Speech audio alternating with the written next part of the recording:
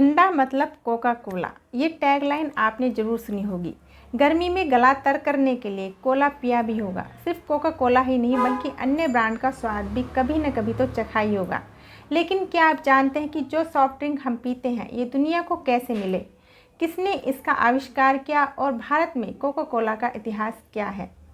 विश्व में शीतल पेय का इतिहास पुराना है, लेकिन यदि कोका कोला की बात की जाए तो यह दुनिया को 18वीं शताब्दी में एक प्रयोग के दौरान मिला था। इसका आविष्कार करने वाले एक डॉक्टर थे जिन्होंने ड्रग्स की आदत को ख़त्म करने के लिए एक दवाई बनाने के दौरान इसका आविष्कार किया था। काफ़ी समय तक यह सॉफ्ट ड्रिंक सर दर्द की दवाई के तौर पर भी प्रयोग की जाती थी। आइए जानते हैं क्या है इसका इतिहास। दुनिया में कोका कोला का आविष्कार 1886 में अटलांटा में हुआ था। यहाँ जॉर्जिया की जैकब फार्मेसी में लोगों के लिए एक सिरप तैयार करने के लिए डॉक्टर जॉन पेम्बरटन ने इसे बनाया था। कोका कोला की वेबसाइट के मुताबिक लैब में तैयार पेय को डॉक्टर जॉन लैब से बाहर ले गए। उन्होंने इस पेय में सोडे का पानी मिलाया था। जब उन्होंने इसे लोगों को पीने के लिए दिया तब सबने इसे बहुत पसंद किया। इसके बाद कंपनी ने एक पेय के तौर पर इसकी बिक्री शुरू कर दी। चूँकि फार्मेसी कंपनी ने इसे बनाया था इसलिए शुरुआत में इसे सिर दर्द की दवा के तौर पर प्रयोग किया जाता था। डॉक्टर जॉन का यह पहला पेय आविष्कार नहीं था। ऐसा कहा जाता है कि इससे पहले 1885 में भी जॉन ने एक वाइन कोका बनाई थी जिसमें अल्कोहल मिक्स था।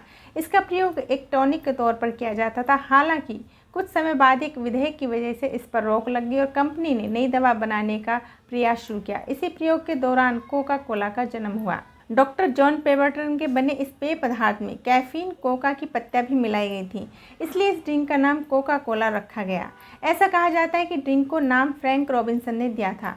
शुरुआत में यह कोका कोला एक दिन में सिर्फ 9 गिलास ही बन पाता था। धीरे धीरे इसकी मांग बढ़ी और आज विश्व में इसकी अरबों बोतलें बिक जाती हैं।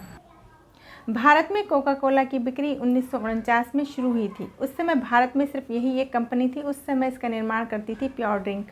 1977 में कंपनी ने अपना कारोबार समेट लिया क्योंकि विदेशी मुद्रा विनिमय कानून के तहत उसे भारतीय सहयोगी कंपनी को ज़्यादा हिस्सेदारी देनी पड़ती। इसके बाद कैंपा कोला लॉन्च हुआ।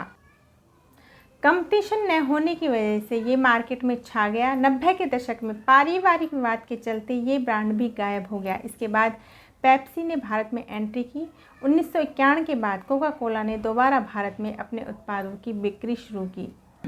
तो ये था कोका कोला का इतिहास। ऐसी ही तमाम जानकारी के लिए हमारे साथ बने रहें। नमस्कार।